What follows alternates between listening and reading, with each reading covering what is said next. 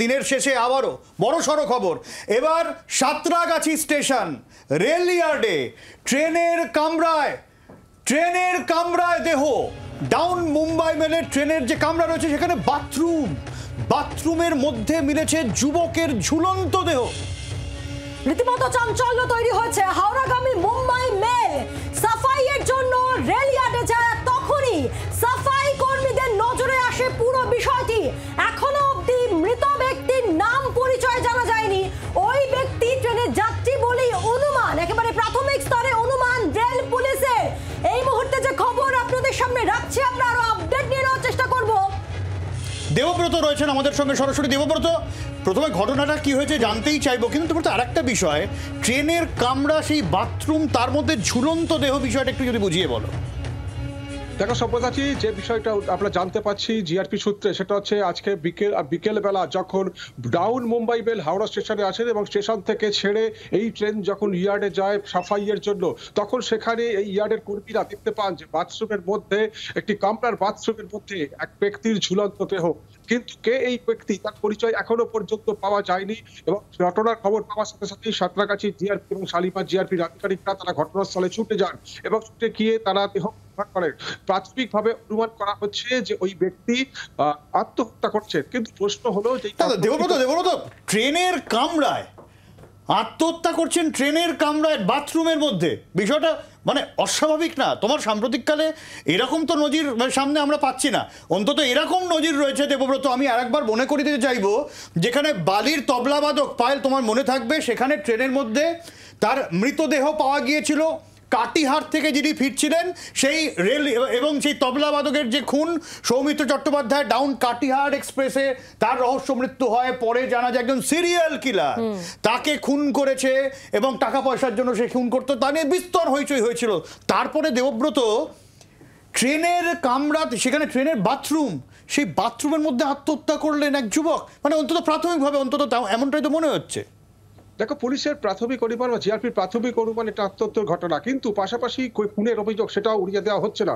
মৃত্যুর সঠিক কারণ জানতে মৃতদেহ ময়না তদন্তের জন্য ইতিমধ্যেই পাঠানো হয়েছে, কিন্তু কিভাবে সবার নজর এড়িয়ে এই ধরনের ঘটনা ঘটলো সেই প্রশ্নই উঠছে এবং যাত্রীরাও সেখানে ছিলেন। তারপর যখন সাফাইয়ের জন্য ইয়ার্ডে যায় সেখানেই ঘটনা ঘটলো। তবে এই ঘটনায় আরো একবার তো যাত্রীদের সুরক্ষা কোথায়, ট্রেনে রেলে যাত্রীদের সুরক্ষা কোথায়, সেই বিষয়টা তো আরো একবার উঠে আসছে। গত বছর নভেম্বরের পর এবছর একেবারে ফেব্রুয়ারি শেষে 3 মাসের ব্যবধানে আবার এই ঘটনা। দেখো, একেবারেই যাত্রীদের সুরক্ষা নিয়ে অবশ্যই একটা বড়সড় প্রশ্ন তো এর আগে থেকেও ছিল এবং এখনো রয়েছে যে ট্রেনের যাত্রী সুরক্ষা কোথায়, যাত্রী নিরাপত্তা কোথায়। তবে ওই ব্যক্তি যাত্রী কিনা সেটাও খতিয়ে দেখা হচ্ছে, কারণ তার কাছে কিন্তু এখনো পর্যন্ত জিআরপি সূত্রে খবর টিকিট পাওয়া যায়নি। কিন্তু যদি টিকিট না পাওয়া গিয়েও থাকে, তাহলে একজন অজ্ঞাত পরিচয় ব্যক্তি কিভাবে ট্রেনের মধ্যে উঠে পড়লেন, তাকে তিনি কি আত্মহত্যা করেছেন সবার নজরে নিয়ে, নাকি তাকে খুন করা হয়েছে, সেই প্রশ্নটাই কিন্তু উঠে আসছে। এবং হাওড়া জিআরপি এবং শালিমার জিআরপি এবং সাঁতরাগাছি জিআরপি আধিকারিকরা তারা তদন্ত শুরু করেছেন কিভাবে। দেবব্রত, যিনি বা যারা প্রথম দেখে যুবকের ঝুলন্ত দেহ, আঁখো দেখা হাল, কি মনে হচ্ছে, খুন নাকি আত্মহত্যা? দেখো, যখন ইয়ার্ডে এই সাঁতরাগাছি ইয়ার্ডে সাফাইয়ের জন্য এই ট্রেনটি আসে, অর্থাৎ টাউন মুম্বাই মেল যাত্রী দেওয়ার পর, তখন যারা সাফাই কর্মী তারাই প্রথমে এই ধরনের ঘটনা দেখেন। সাফাই করতে গিয়ে যে একটি কামরার মধ্যে ঝুলন্ত অবস্থায় রয়েছে ব্যক্তির দেহ। পুলিশ যেটা জানাচ্ছে যে এখনো পর্যন্ত ব্যক্তির থেকে টিকিট পাওয়া যায়নি। তাহলে প্রশ্ন উঠছে যে যাত্রীও যদি না হয়, তাহলে কিভাবে একজন ব্যক্তি সেখানে ট্রেনের মধ্যে উঠলেন, তাকে কি কেউ সেখানে নিয়ে গিয়েছিলেন, তাকে কি খুন করা হয়েছে, নাকি এটা আত্মহত্যার ঘটনা, সেটা কিন্তু প্রশ্ন দেখা দিয়েছে এবং মৃতদেহ ময়নাতদন্তের জন্য পাঠানো হয়েছে। তারপরেই একদমই দেবব্রত, কিন্তু এটা ভাবো যে ধরো গড়পড়তে একটা রেলের কামরা যদি আমরা ধরি, মোটামুটি 12-13 ফিটের একটা কামরা, সেখানে বাথরুমে আমি প্রাথমিক তথ্য যদি ধরে নিই এরকম যে তিনি আত্মহত্যা করেছেন। একজন যুবক যার কাছে টিকিট এখনো পাওয়া যায়নি, তিনি যাত্রী কিনা এখনো স্পষ্ট নয়, তিনি গেলেন এবং ওই রেলের কামরায় আত্মহত্যা করলেন, এরকম নজির আমি রিসেন্ট পাস্টে পাচ্ছি না যেরকম রেলের কামরায় কেউ আত্মহত্যা করেছেন কিনা। আর যদি খুন করা হয়ে থাকে দেবব্রত, তাহলে তো আরও বিষয়টা ভয়ঙ্কর। যাত্রী নিরাপত্তা নিয়ে যেরকম পায়েল বলছিল প্রশ্ন উঠবে, এবং তিনি যদি যাত্রী না হন আরও বিপজ্জনক, আরও ভয়ঙ্কর পরিস্থিতি তাহলে দেবব্রত।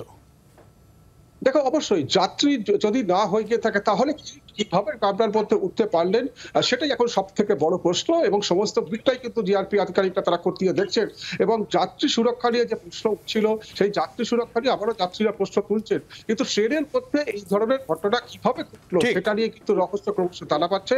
তবে রেলের আধিকারিকরা জানাচ্ছেন যে যাত্রী নিরাপত্তা নিয়ে যে প্রশ্ন উঠছে সে বিষয়ে যাত্রীরা কিন্তু যথেষ্ট নিরাপদ, এই বিষয়ে সুরক্ষার কোনো ঘাটতি নেই, কিন্তু প্রশ্ন একদমই। উঠছে যে একজন যাত্রী না হয়ে তিনি যদি না হয়ে থাকে, টিকিট যদি না পাওয়া গিয়ে থাকে, ট্রেনের মধ্যে তিনি এলেন কিভাবে, সেটাই এখন বড়সড় প্রশ্ন। অনেক ধন্যবাদ দেবব্রত। বাংলার আওয়াজ, বাঙালির আবেগ, জি 24 ঘন্টা।